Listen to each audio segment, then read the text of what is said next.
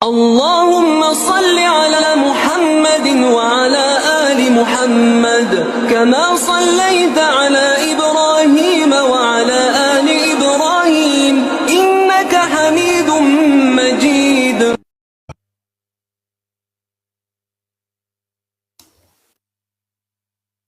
نحمده ونصلي على رسوله الكريم.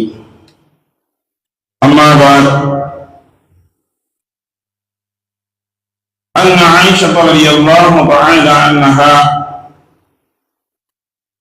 أخبرتها أن رسول الله صلى الله عليه وسلم كان عندها وإنها سمعت صوت رجل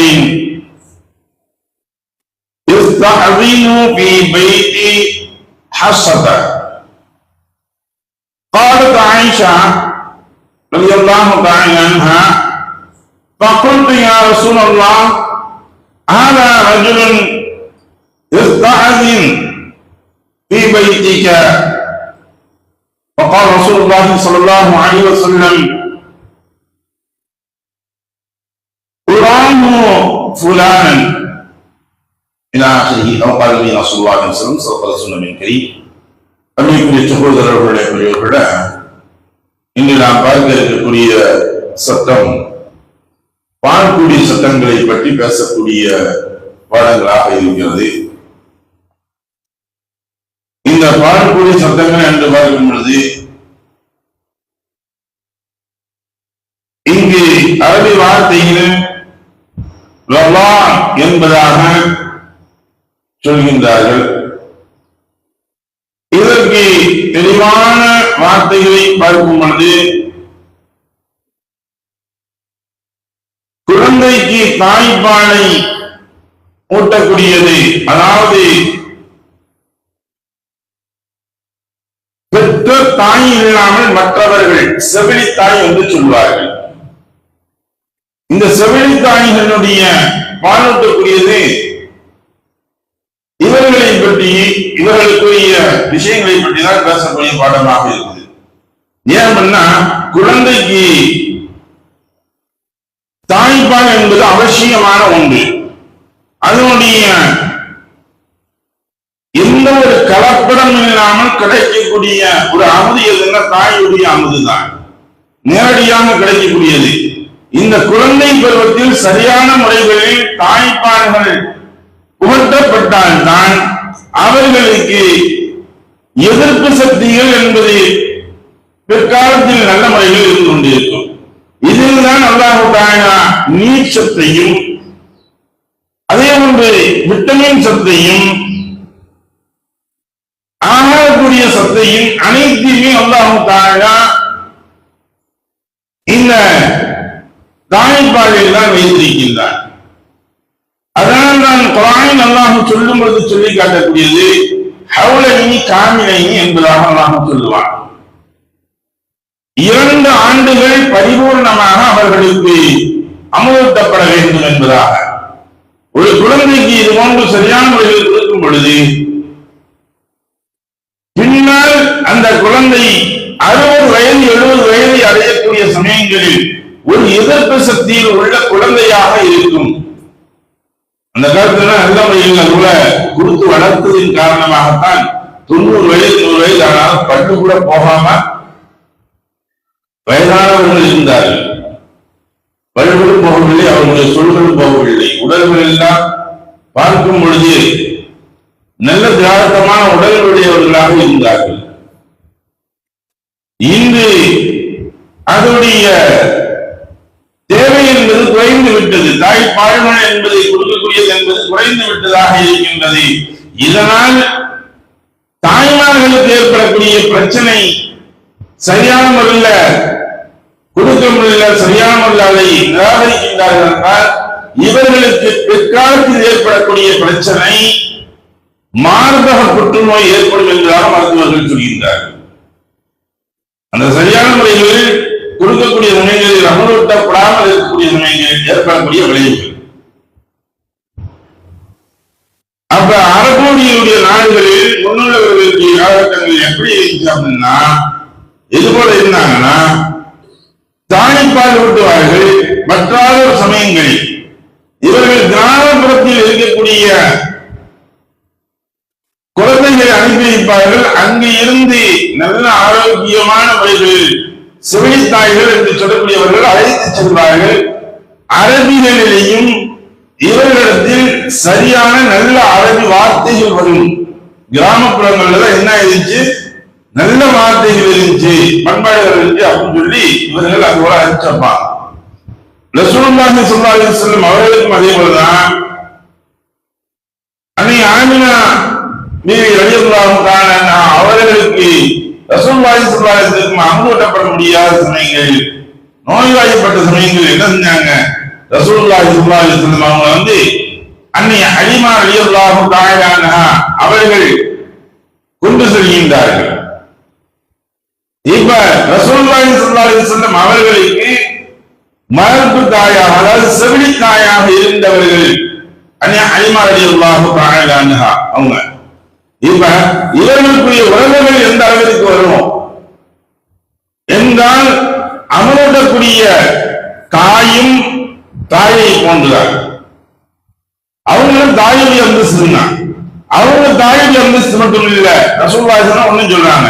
ஆயிஷா ரலியல்லாஹு அன்ஹா அவங்க கூறுறாங்க, ஒரு நாள் ரசூலுல்லாஹி ஸல்லல்லாஹு அலைஹி வஸல்லம் அவர்கள் என்னிடம் இருந்தார்கள். அப்பொழுது நான் ஹப்ஸா ரலியல்லாஹு அன்ஹா அவர்களது வீட்டில் யாரோ ஒரு மனிதர் உள்ளே செல்ல அனுமதி கேட்கும் குரலை கேட்டேன். உடனே நான் அல்லாஹ்வின் தூதர் ஸல்லல்லாஹு அலைஹி வஸல்லம் அவர்களே, இதோ உங்கள் துணைவியர் ஹப்ஸா ரலியல்லாஹு அன்ஹா அவர்களின் வீட்டுக்குள் செல்ல ஒருவர் அனுமதி கேட்கின்றார் என்று சொன்னேன். ஆயிஷா சித்திகா ரலியல்லாஹு அன்ஹா அவங்க சொல்றாங்க, ஹப்ஸா ரலியல்லாஹு அன்ஹா அவங்களுடைய வீட்டுல யாரோ ஒரு ஆம்பளை போறாங்க, கேட்கிறாங்க, சவுண்ட் இருக்குது, அனுமதி கேட்கிறாங்க அப்படின்னு சொன்ன உடனே அதற்கு ரசூலுல்லாஹி ஸல்லல்லாஹு அலைஹி வஸல்லம் அவர் இன்ன மனிதர் என நான் கருதுகிறேன் என்று ரசூலுல்லாஹி சொன்னார். அவர் இந்த புரிசலத்தான் இருப்பார் நினைக்கிறேன். ஏன்னா அங்க ஆயிஷா ரலியல்லாஹு அன்ஹா அவங்களும் தவறான ஒரு எண்ணத்தில் நினைக்கிறேன். ஏன்னா நம்மளுக்கு ஒரு குறுகிய புத்தியா டக்குன்னு இப்படி ரசூலுல்லாஹி ஒரு தவறான எண்ணத்தை சொல்லிட்டாங்கன்னு இங்குவாங்க. அது கிடையாது. ஒரு மனிதர்கள் ரசூலுல்லாஹி ஸல்லல்லாஹு அலைஹி வஸல்லம் அவர்களுடைய மனைவியருடைய வீட்டில், ஹப்ஸா ரலியல்லாஹு அன்ஹா அவங்களும் ரசூலுல்லாஹி மனைவியர்கள், அவங்க வீட்டுல வர்றாங்கன்னா ஏதோ ஒரு தேவைக்காக வேண்டி வந்திருக்கின்றார்கள். அவர்கள் பொருளாதார தேவைக்கு ஏதோ ஒன்றுக்காக வருவாங்க. ரசூலுல்லாஹி ஸல்லல்லாஹு அலைஹி வஸல்லம் அவர்களுடைய மனைவியர்களுக்கும் வருவார்கள். அதனால அல்லாஹ் தஆலா சொன்னா, உம்மஹாத்துல் முஃமினீன்களுக்கு எல்லாம் இவர்கள் ரசூலுல்லாஹி ஸல்லல்லாஹு அலைஹி வஸல்லம் அவர்களுடைய மனைவியர்கள் தாய்மார்களை போன்றவர்கள் என்பதாக சொன்னாங்க. அப்ப ஏதோ ஒரு தேவைக்காக வந்திருப்பாரு, அதாவது இந்த மனிதராக இருக்கும் அப்படின்னு சொன்னாங்க. என்று ஹப்ஸாவின் அவர் யாருன்னா, அந்த மனிதர் யாரு அப்படிங்கிறதை வளர்க்கிறாங்க. அவர் யாருன்னா, ஹப்ஸாவின் பால்குடி தந்தையின் சகோதரர் குறித்து சொன்னார்கள்.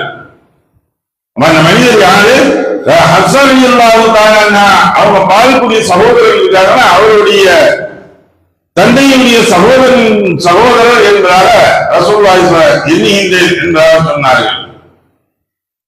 அல்லாஹ்வின் தூதரே, இந்த மனிதர் உயிருடன் இருந்தால் அவர் என்னை திரையின்றி சந்திக்க முடியும் தானே என்று கேட்டாங்க. யாரும் ஆயிஷா சித்திகா ரலியல்லாஹு அன்ஹா சொன்னாங்க. வேற ஒரு மனிதரை சொல்லி, இந்த மனிதர் இருந்தாருன்னா அவரு என்னை திரை இல்லாமல் பார்க்கலாம்ல, ஹிஜாப் இல்லாமல் பார்க்கலாம்ல. ஏன் அப்படின்னா, என்னுடைய பால்குடி தந்தையின் சகோதரர் குறித்து கேட்டேன். அவங்க யார் அந்த மனிதர், அவங்களும் இவங்களுக்கு இந்த செவிலி தாயின் மூலியமாக வரக்கூடிய பால்குடி சகோதரர்கள் என்று சொன்னார்கள். அவர்களுடைய சகோதரர் என்கிறார். அதற்கு ரசூலுல்லாஹி ஸல்லல்லாஹு அலைஹி வஸல்லம் அவர்கள், ஆம் முடியும். பிறப்பு எந்த உறவுகளை எல்லாம் மனம் முடிக்க தடை செய்துள்ளதோ, உடன் பிறந்தவர்கள் யாரெல்லாம் உங்களுக்கு மனம் முடிக்கிறதுக்கு தடை செய்துள்ளதோ அந்த விஷயங்கள் எல்லாம் நெருங்கிய உறவுகளாகவே கருதப்படுவார்கள். அந்த அதே போன்றுதான் உங்களுக்கு எப்படி உங்களுடைய தாயுடைய சகோதரியை நீங்கள் திருமணம் முடிப்பது தடை செய்யப்பட்டுள்ளதோ, அல்லது உங்கள் தாயுடைய சகோதரரை நீங்கள் பெண்கள் திருமணம் முடிப்பது தடை செய்யப்பட்டுள்ளதோ, தடையாக இருக்கின்றதோ, உங்களுடைய தந்தையுடைய சகோதரருடைய சகோதரியை, உங்களுடைய மகளை, மகளுடைய மகளை, மகனுடைய மகனை இவர்களெல்லாம் திருமணம் முடிப்பது தடையாக இருக்கின்றதோ, இவங்கெல்லாம் நம்ம திருமணம் முடிக்க முடியாது, இவங்களெல்லாம் திருமணம் முடிப்பது ஹராமாக இருக்குதோ, அதே போதுதான் உங்க பால்குடி சகோதரர்களாக இருக்கக்கூடியவர்கள் அமர்த்தப்பட்டு அந்த பால்குடி சகோதரர்களாக இருக்காங்கல்ல, இந்த பால்குடி சகோதரர்களை திருமணம் முடிப்பது ஹராம். அதே பால்குடி நமக்கு செவிலித்தாயாக இருக்கின்றார்களே, அந்த செவிலித்தாயுடைய சகோதரர்களும் அந்த செவிலித்தாயுடைய கணவனுடைய சகோதரர்களும் சகோதரிகளும் திருமணம் முடிப்பதற்கு ஆறாம், அவங்களும் தடை செய்யப்பட்டவங்க. இப்படி இந்த உறவுமுறைகள் உங்களுடைய தாயந்தையுடைய உறவுமுறைகள் எப்படி வருகின்றதோ, அதே போன்று செவிலி தாய் தந்தையுடைய உறவுமுறைகளிலும் உங்களுக்கு வருவார்கள். அதுல இஷ்டம் என்ன, இதில் உங்கள் உடன் பிறந்தவர் சகோதர சகோதரிகள் திருமணம் முடிப்பதற்கு தடை செய்யப்பட்டதாக இருக்கும். அந்த பால்குடி சகோதரர்களாக இருந்தவர்கள் சகோதரிகளாக இருந்தவர்கள் திருமணம் முடிப்பதற்கு தடை என்பதாக. அதனால அவர்கள் எல்லாம் என்ன செஞ்சீங்கன்னா, நீ ஹிஜாப் இல்லாமல் வந்து பார்த்துக்கலாம், ஹிஜாப் இல்லாமல் அவர்களை சந்தித்துக் கொள்ளலாம் என்பதாக ரசூலுல்லாஹி ஸல்லல்லாஹு அலைஹி வஸல்லம் அவர்கள் சொல்லி காட்டுகின்றார்கள். அருமைக்குரிய சகோதரர்களே, இதில் அடுத்த ஒரு விஷயங்களை பற்றி சொல்கின்றார்கள். இந்த உறவு முறைகளுக்கும் அவர்களுக்கும் உள்ள வேற்றுமைகள் என்ன என்பதை பற்றியும் அடுத்துள்ள ஹதீஸ்கள் ரசூலுல்லாஹி ஸல்லல்லாஹு அலைஹி வஸல்லம் விளக்கமாக சொல்லி காட்டுகின்றார்கள். இன்ஷா அல்லாஹ் அதை நாளை நாம் பார்க்குமாக வல்லல்லாஹு நம்முடைய வருங்கால சந்ததிகளுக்கு அமுதூட்டக்கூடிய சரியான பெற்றோர்களுக்கு அந்த எண்ணங்களையும் ஆக்கி அருள்வானாக. இஸ்லாம் எதை காட்டி தந்ததோ அதன் பிரகாரம் வழிநடக்கக்கூடிய நன்மக்களாக வல்லல்லாஹு ஆக்கி அருள்வானாக. வாஹிர் தஅவானா அல்ஹம்துலில்லாஹி ரப்பில் ஆலமீன். சுப்ஹானல்லாஹி வபிஹம்திஹி சுப்ஹானக்கல்லாஹும்ம வபிஹம்திக வநஷ்ஹது அன் லா இலாஹ இல்லா அன்த வநஸ்தக்ஃபிருக வநதுபு இலைக. ஆமீன். சுப்ஹான ரப்பிக ரப்பில் இஸ்ஸத்தி அம்மா யசிஃபூன் வஸ்ஸலாமுன் அலல் முர்ஸலீன் வல்ஹம்துலில்லாஹி ரப்பில் ஆலமீன்.